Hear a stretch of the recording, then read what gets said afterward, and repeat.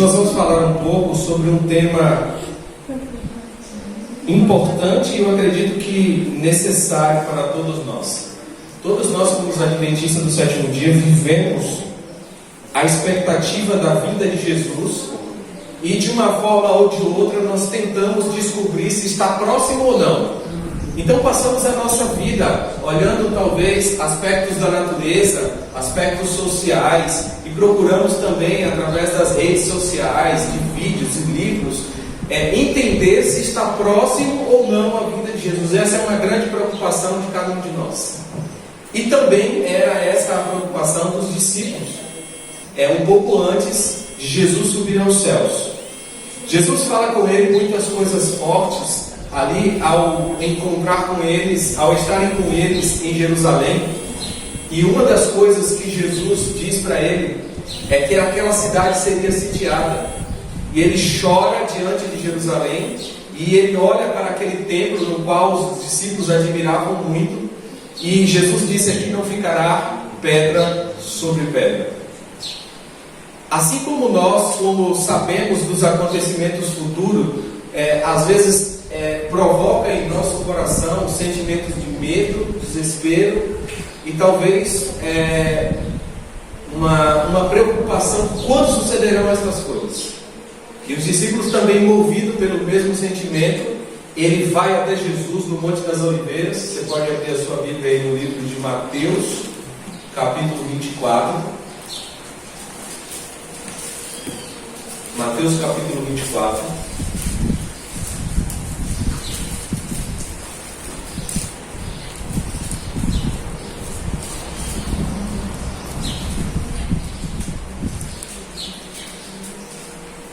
E diz o seguinte: no Monte das Oliveiras achava-se Jesus assentado, quando se aproximaram dele os discípulos, em particular, e lhe pediram: dize-nos, quando sucederão estas coisas? Que sinal haverá da tua vinda? Essa era a preocupação dos discípulos: dar-nos um sinal. Qual vai ser o sinal que está próximo do teu retorno? Por quê? Ele saberia que haveria acontecimentos difíceis, como a destruição, Jerusalém ser sitiada. Então eles tinham medo. Senhor, dá-nos um sinal para que nós possamos saber qual o momento certo que sucederão estas coisas. A resposta de Jesus no versículo 24 é o seguinte: vede, e no versículo 4, e ele lhe respondeu: vede que ninguém vos engane. Essa não era a resposta que eles pediram, mas era a resposta necessária para aquilo que eles estavam esperando. Vede que ninguém vos engane. O que eles pediram? Um sinal. Leia o versículo 24 de Mateus 24. Porque surgirão falsos cristos e falsos profetas, operando grandes sinais e prodígios para enganar, se possível, próprios eleitos. Então Jesus disse assim: olha, cuidado para que ninguém vos engane. A preocupação não é o sinal, porque sinais, Satanás ele vai dar muitos sinais. E quando nós vamos para Apocalipse capítulo 13, ele diz que vai fazer grandes sinais e prodígios, que vai fazer, se possível, descer fogo do céu. Então Satanás ele vai marcar muitos sinais. Então, quando acontecer essas coisas, as pessoas eles vão falar: olha, está próximo a vinda de Jesus. Isso vai provocar neles um desespero. Muitos vão fugir para o campo, muitos vão deixar trabalho, muitos vão mudar outras coisas. Mas só que não é a vinda de Jesus. Eles terminam frustrados, decepcionados. E isso, dependendo da vida cristã, talvez aí de 5 anos a 50 anos de adventismo, nessa expectativa e acontecendo coisas assim, chega uma hora que você vira um incrédulo. Você fala assim: eu achava que Jesus viria em 1940, achava que Jesus viria no ano 2000, achava que ele vinha em 2012, achava que viria em 2020, não veio, então não vai ser agora. Aí corremos o risco de entrar num grupo de pessoas, assim como Pedro disse: mas os nossos pais sempre não falaram que viria ele, e até hoje ele não veio? E Jesus ele começa o discurso do Monte das Oliveiras baseado nessa expectativa dos discípulos. Jesus fala muitas coisas, haverão terremotos, mas ainda não é o fim. Haverá rumores de guerra, mas também ainda não é o fim. Vos entregarão, vos perseguirão, mas isso é só o princípio das dores. Todas as coisas que demarcamos como sinais da vida de Jesus, Jesus falou assim, não é sinal. Essas coisas vão acontecer, mas não é o fim. Jesus ele dá um sinal para eles no versículo 29. Versículo 29 diz o seguinte: logo em seguida a tribulação daqueles dias, o sol escurecerá, a lua não dará a sua claridade, as estrelas cairão do firmamento e os poderes do céu serão abalados. Então aparecerá o sinal do Filho do Homem nas nuvens. Quando que é o sinal da vinda de Jesus? Dá para se preparar?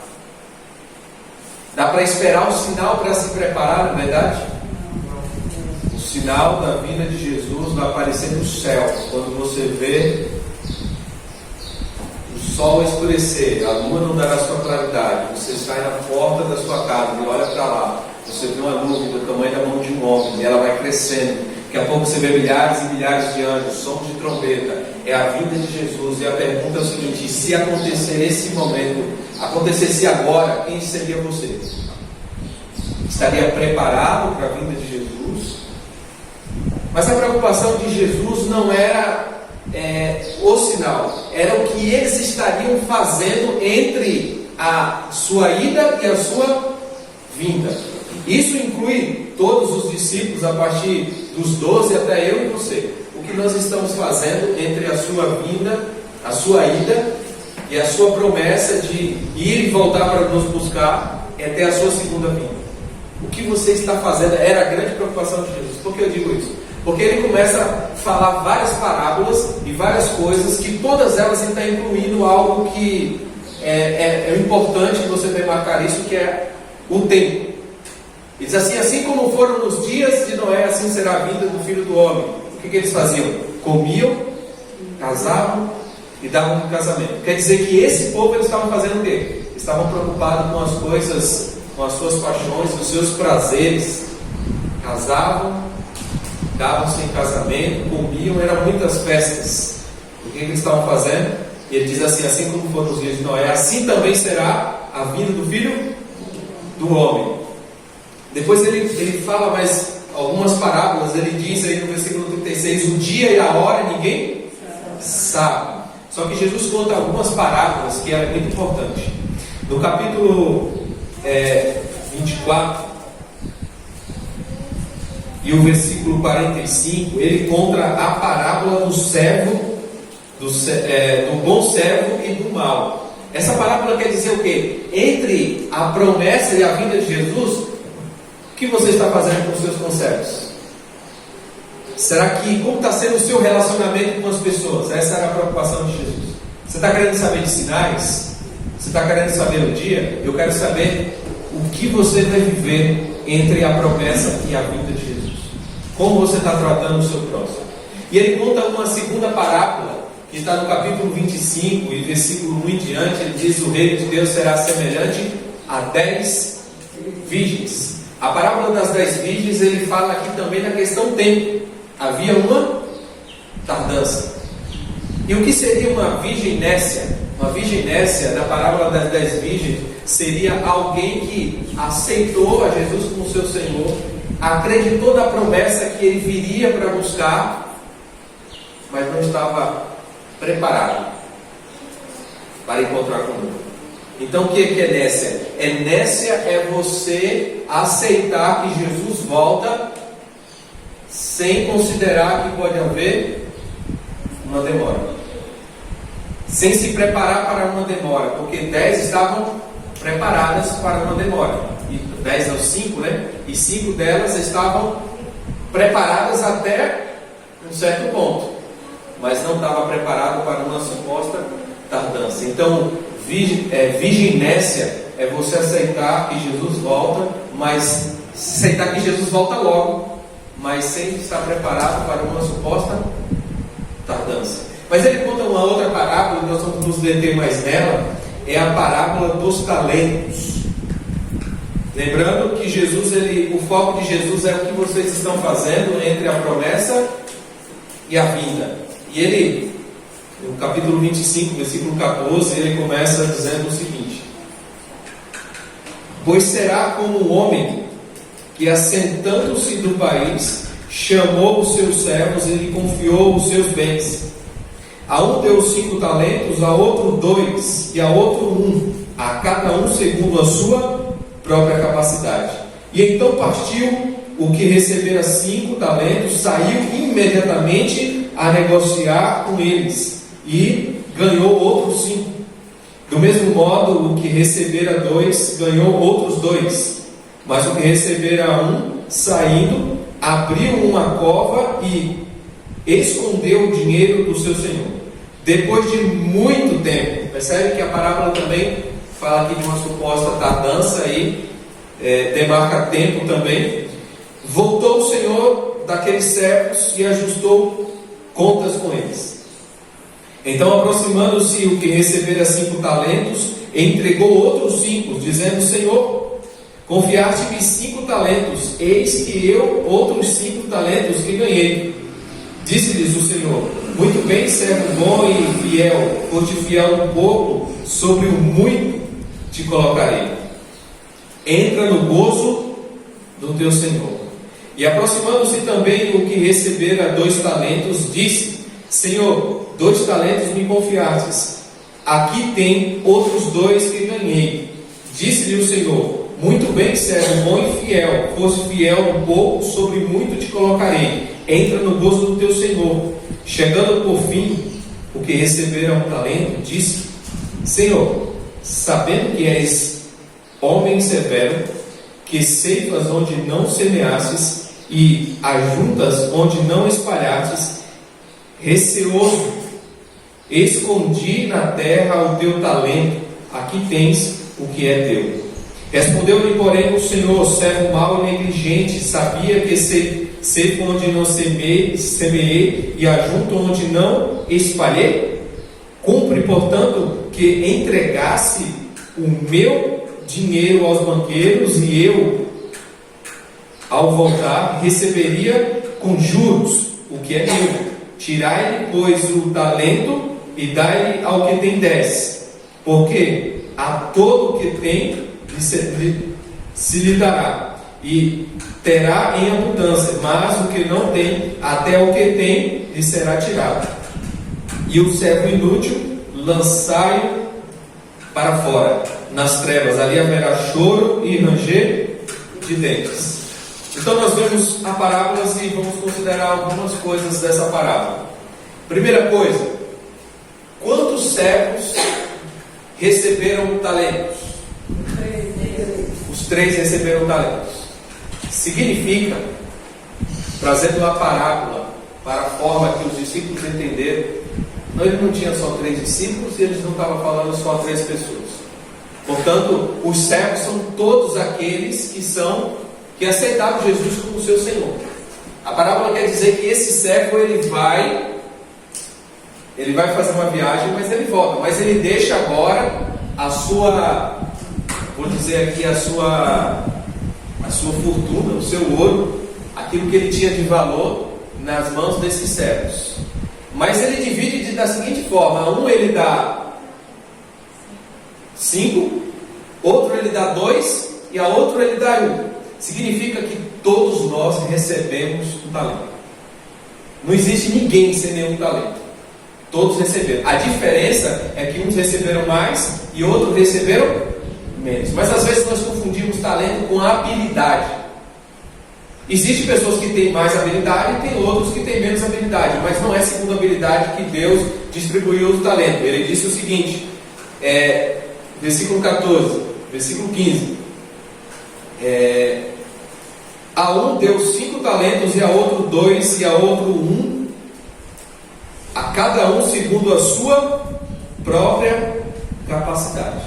Você recebeu um talento, mas você recebeu um talento segundo a sua capacidade. Então, a diferença de talento não é a habilidade. A habilidade habilidade, porque você vai ver muitas pessoas que têm habilidade para cantar. Eu vou dizer aqui de um que cantava e dançava como Michael Jackson, mas você não vai encontrar ninguém dizendo: nossa, eu fui transformado pela música do Michael Jackson.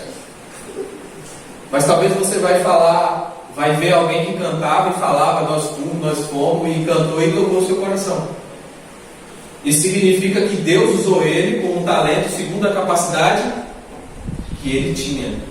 A capacidade que eu tenho talvez é de pregar para 30, 40 pessoas. E nesse momento, Deus me deu um talento que esse talento eu vou usar para pregar para 20, 30 pessoas. Nesse mesmo momento pode estar o Bulhão pregando para 50 mil pessoas. Então cada um recebe segundo a sua capacidade. Mas todos receberam um talento. Mas diz que o que recebeu 10 talentos, o que ele fez? O texto diz o seguinte: o que receberam 5 talentos saiu imediatamente a negociar com eles e ganhou outros. Se você for abrir a Bíblia em 1 Reis, capítulo 16, versículo 24, um homem chamado Semar compra a cidade de Samaria com 2 talentos. Então você percebe que um talento não era pouca coisa, mas trazendo o talento como algo que você tem e que Deus te deu, que você precisa usar para o benefício dele. Talento nós poderíamos aplicar aqui para tudo aquilo que você tem, todas as capacidades que você tem, segundo a sua capacidade. Talvez seja a capacidade de pregar, talvez seja a capacidade de cantar, talvez seja a capacidade de ajudar alguém, talvez seja a capacidade de abraçar, de aconselhar. Mas se você nasceu com essa capacidade, segundo se você nasceu com esse talento, segundo a sua capacidade, o que você está fazendo com ele? A pergunta é que o que recebeu 5, imediatamente o que ele fez? Eu tenho isso aqui que não é meu, e ele foi aplicar. E se vamos trazer aqui de uma forma financeira, o que seria você depositar um talento ou um dinheiro no céu, assim como diz Mateus capítulo 6, versículo 19 e 20? Não juntais tesouros para vós na terra, juntais tesouro para vós no céu. O que seria juntar tesouro para vós no céu? Tem como você mandar colocar o dinheiro e colocar no envelope e dar para o Toninho e falar assim: esse não é para a associação, não, esse aqui é para o céu. O que seria isso? Ajuntar tesouros no céu. Ajuntar tesouros no céu, eu acho que a única forma de ajuntar tesouros no céu é você aplicar esse dinheiro às mãos de quem? De Jesus. Mas como que eu aplico esse dinheiro às mãos de Jesus? Jesus diz assim: como você me desse quando você deste de comer para um desses meus pequeninos, a mim o fizesse. Então, depositar esse talento, tudo isso que você tem, a capacidade que você tem de falar, de pregar, de cantar, você vai usar isso em prol do outro. Quando você usa em prol do outro, você está fazendo o quê? Você está fazendo isso para Jesus. Quando você usa de forma ao contrário, quando você pega as capacidades que você tem e usa para denegrir o outro, para afrontar ou até mesmo para violentar o outro, você também faz isso. Jesus ele vai falar da mesma forma que disse com Paulo: porque me perseguisse. Não é isso? Então Jesus ele traz para o pessoal tanto o que recebe, que é beneficiado por você, e você está beneficiando Jesus, como aquele que você maltrata, aquele que você fala mal, aquele que você... Jesus fala assim: ó, você está fazendo isso comigo. Porque ele disse isso para Paulo: Paulo, por que me persegue? Mas quando o povo faz algo de bom, Jesus diz assim: a mim o fizeste. Se me deste, ele fala em algum momento para os discípulos, acho que em Mateus capítulo 10, se alguém servir pelo menos um copo de água fria a um desses meus pequeninos, a mim o fizeste. Então a única forma de você pegar esse talento e multiplicar ele é você usando ele para o quê? Colocar no banqueiro certo. Esse banqueiro é Jesus. Tudo na Bíblia é para Jesus. Ele dá a oferta para que você possa também retornar essa oferta. Quer ver um exemplo? A Bíblia fala de... Eu vou usar isso aqui como mordomia, né? Então todos esses aqui são mordomos. Todos nós somos mordomos. Você tem uma capacidade de administrar poucas coisas, outros têm a capacidade de administrar mais coisas. Mas nós vamos para o livro de Gênesis, capítulo 1, versículo 26. A Bíblia diz que Deus criou o homem à sua imagem e semelhança, e o que mais que ele fez? Deu autoridade para ele sobre os animais selvagens, os animais. Ele deu ali a capacidade dele cuidar e guardar todo o Éden. E eu acredito que Adão tinha uma capacidade muito grande, deve ter recebido bem uns 100 talentos. Mas ele deveria prestar conta dos talentos que ele recebeu. A Bíblia também diz em Lucas, se não me engano, no capítulo 14, versículo 48, que aquele que muito foi dado, muito será cobrado. Então Jesus, ele vem, o Senhor, ele volta e ele cobra os talentos daquilo que ele deu. Ele diz assim: Senhor, olha, o Senhor me deu 5, eu tenho mais 5. Outro diz: Senhor, o Senhor me deu 2, eu tenho mais 2. Agora a outra, ele chega: Senhor, o Senhor me deu 2, mas eu sabendo que o Senhor é assim, eu fiquei sabendo que o Senhor era assim, assado. Eu, para que, eu não pecasse, para que eu não perdesse esse talento, eu enterrei ele, está seguro, eu guardei, está aqui. De vez em quando eu uso em casa, prego para mim mesmo, de vez em quando eu canto para mim mesmo, de vez em quando eu aconselho a mim mesmo, mas está aqui guardado, está em minhas mãos está. Já pensou se Adão pegasse tudo que ele recebeu e usasse dessa forma? Então Deus, ele só recebe aquilo que, vamos supor, o próprio Jesus, através de você, é aquele que doa, mas o próprio Jesus é aquele que recebe. Jesus só recebe uma oferta que ele mesmo dá. Por exemplo, Abel e Caim.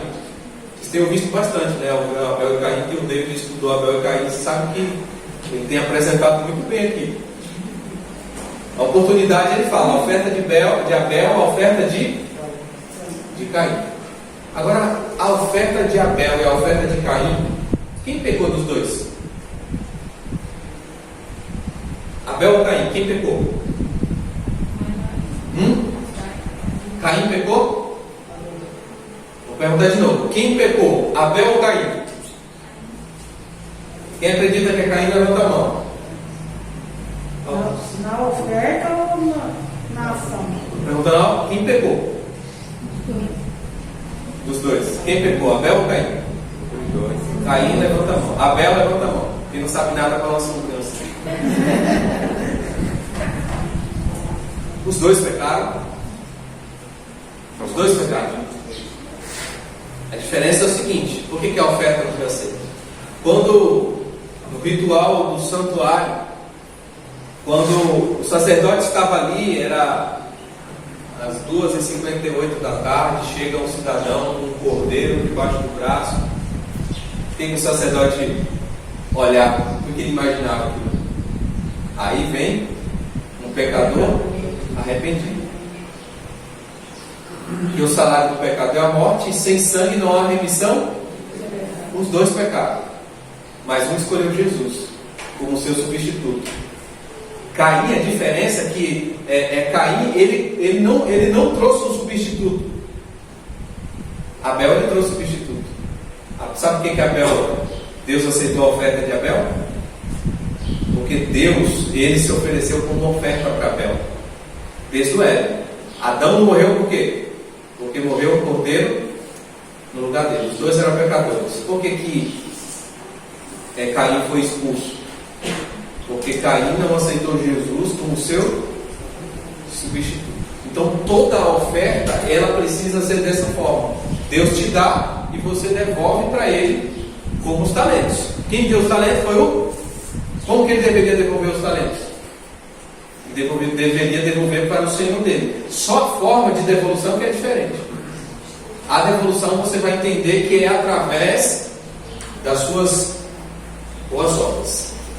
E o texto ele diz o seguinte, versículo 19: depois de muito tempo voltou o Senhor daqueles servos e ajustou conta com eles. Agora vamos imaginar aqui um pouco.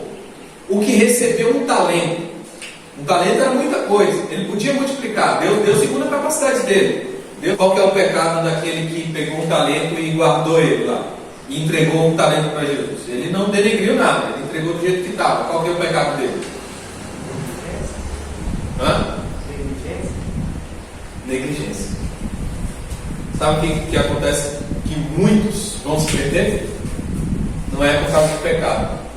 Não adulterou, não fez nada. Mas sabe o que ele fez? Entrou para dentro da sua casa, cruzou os braços e falou: vou esperar Jesus. Quando ele voltar, está aqui. Não fez nada.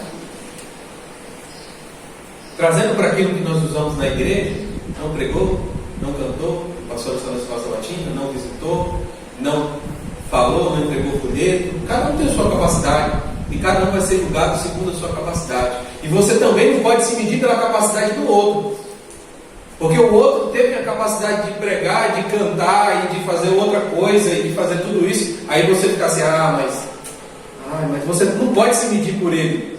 Você tem que fazer o que você recebeu. O que você recebeu, você sabe que você faz bem, você gosta de fazer aquilo ali. Agora, você negligenciar, fazer isso aí, você está negligenciando uma coisa. Quantos são mordomos?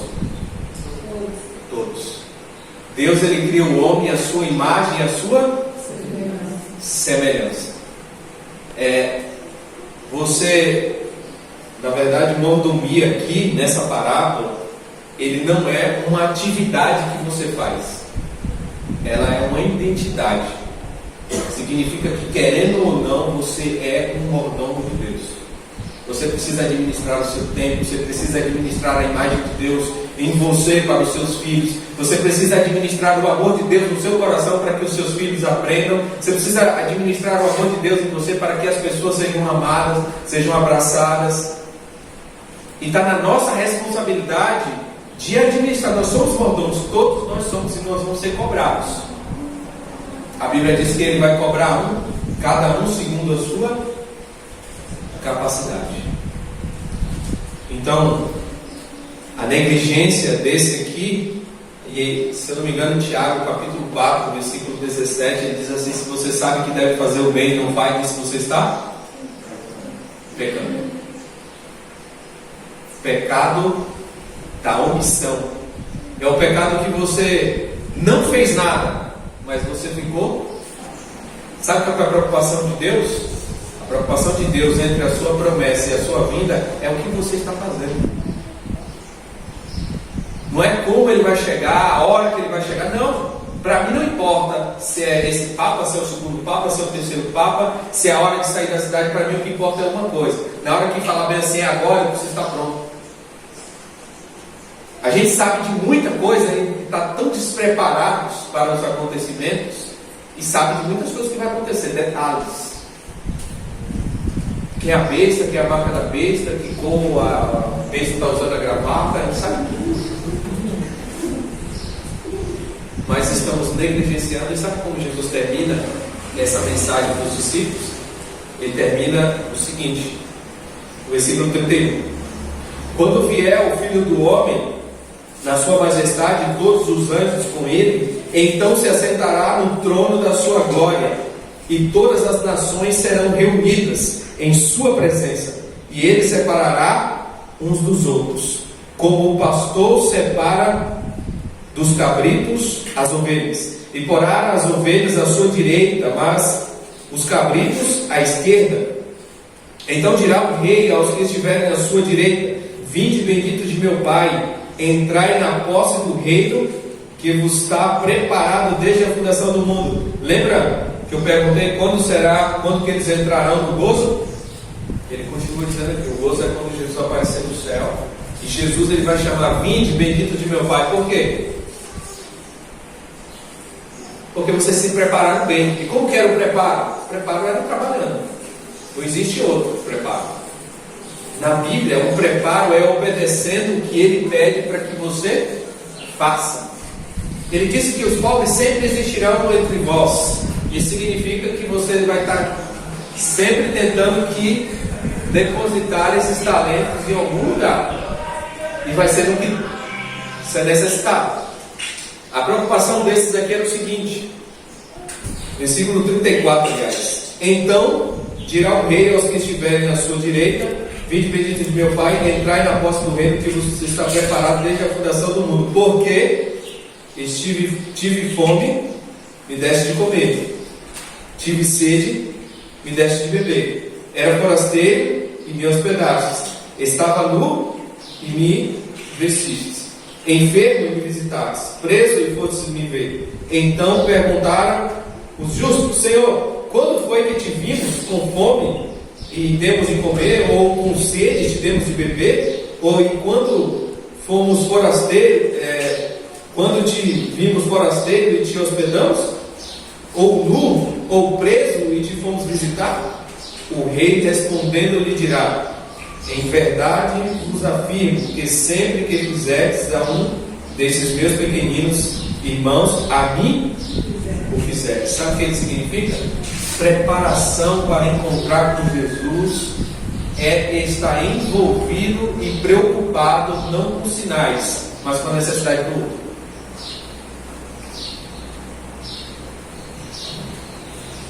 Senhor, me entrega com as suas mãos e eu entrego de volta para ele. Senhor, o Senhor me entregou com as suas mãos, tome de volta das minhas mãos. Era o que esse povo fez aqui. Ele recebeu os talentos, as capacidades que ele tinha. Um tinha a capacidade de visitar, ele ia lá e o outro tinha a capacidade de doar roupa, ia lá e doava roupa. O outro tinha a capacidade de servir água para alguém. Aí a pessoa chegava e não deixava a pessoa sair dali com sede. Cada um usando a sua capacidade. Mas um outro grupo, aqui ele faz uma distinção entre as prudentes e as sensatas. As sensatas, ele pergunta: mas Senhor, por que eu vou ficar do lado esquerdo? Do lado esquerdo não é muito bom. Fala assim: ó, porque tive fome, não me deixe comer. Tive sede, não me deixe beber. Estive nu. A nossa identidade é que vos, se eu não me engano, João 13, 34, ele diz que vos conhecerão pelo amor que amais uns aos outros.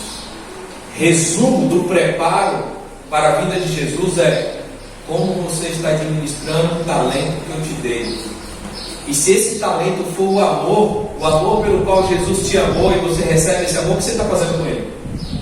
Você está segurando para você e falando: Senhor, eu também te amo, estou aqui. A resposta é o seguinte: se você me ama, você vai distribuir esse amor para outras pessoas que não têm amor. Ele termina dizendo o seguinte, capítulo 25, no versículo 13: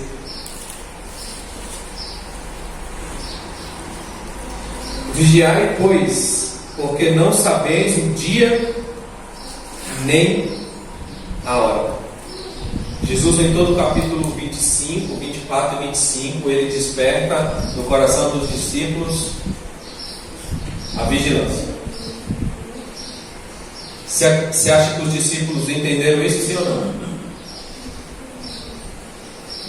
Entenderam? Quando você vai para o livro de Atos, capítulo 4, sabe o que havia entre eles? Havia reuniões.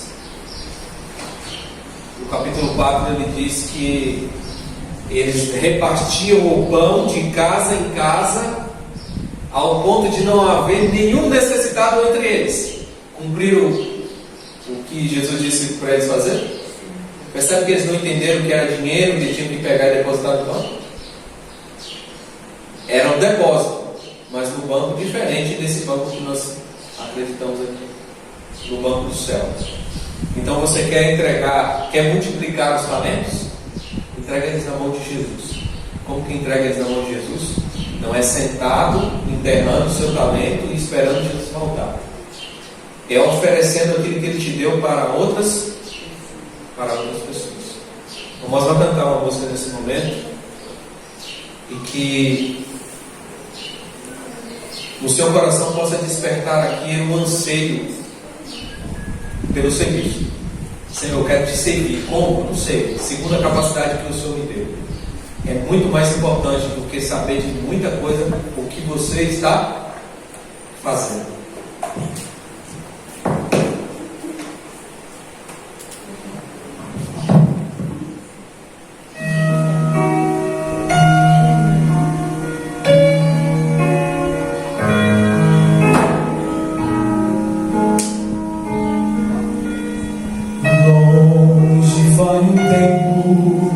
em que devíamos pregar.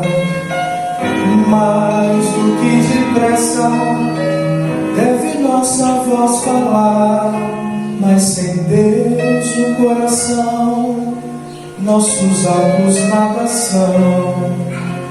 Precisamos receber o poder do Salvador, para que nossa vida fale em seu favor. Pelo mundo há milhares que jamais quiseram crer. São pessoas tão carentes que não sabem o que é fé. Cabe a nós falar de Cristo, revelar o seu amor, mas nos falta conhecer a beleza desse amor.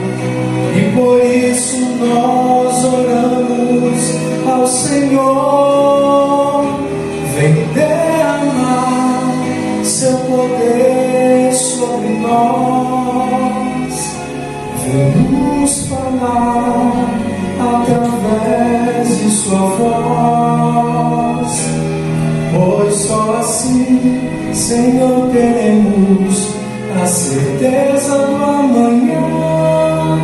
Vem guiar teus filhos com tua santa mão.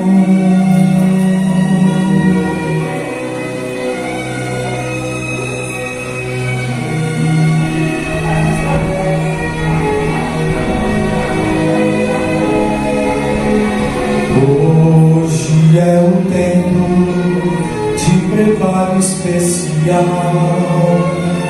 uma nova vida deve ser nosso ideal. Precisamos confessar nossas culpas ao Senhor e em sincera comunhão suplicar o seu perdão e pedir a Ele um novo coração. Só então nós poderemos responder ao seu chamado. Levaremos sua palavra aos que buscam aceitar. Mensageiros do Evangelho nós seremos a falar. Nossa vida irá mostrar a beleza de sua luz, pois fomos salvos pelo sangue de Jesus. Vem derramar seu poder sobre nós, vem nos falar através de sua voz, pois só assim, Senhor, teremos a certeza do amanhã. Vem guiar teus filhos com tua santa mão. Vem derramar teu poder sobre nós. Vem nos falar através de tua voz. Nós precisamos receber a tua bênção de amor. Teu Espírito envia-nos, Senhor.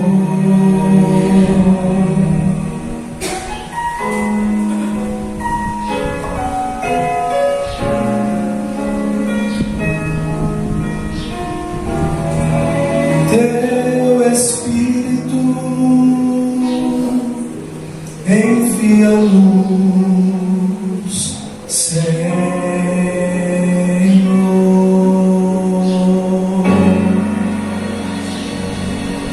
Amém. Soberano Senhor, envia esse poder sobre nós, para que nós possamos ser bons mordomos, para que nós possamos, de uma forma poderosa, administrar os talentos que o Senhor tem colocado em nossa mão. ou seja um, ou seja dois, ou seja 5, cada um com a sua capacidade.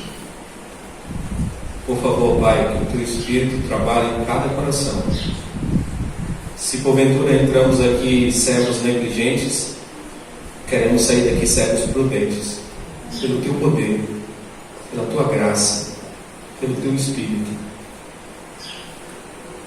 Muitas vezes as nossas preocupações eram as mesmas dos discípulos. Pai, tira qualquer tipo de preocupação com tempo ou época, mas coloca em nosso coração a preocupação, o que iremos fazer com esse tempo. Coloca no nosso coração essa preocupação, para que nós possamos aproveitar a cada segundo do tempo que estamos aqui entre a promessa e a tua vinda, para que nós possamos usar todo esse tempo para amar, para aconselhar, para abraçar, para te servir, para te obedecer, para santificar o nosso caráter, para ajudar na santificação de outras pessoas. Ajuda-nos a cumprir tudo isso, Pai. É o que te pedimos em nome de Cristo Jesus. Amém.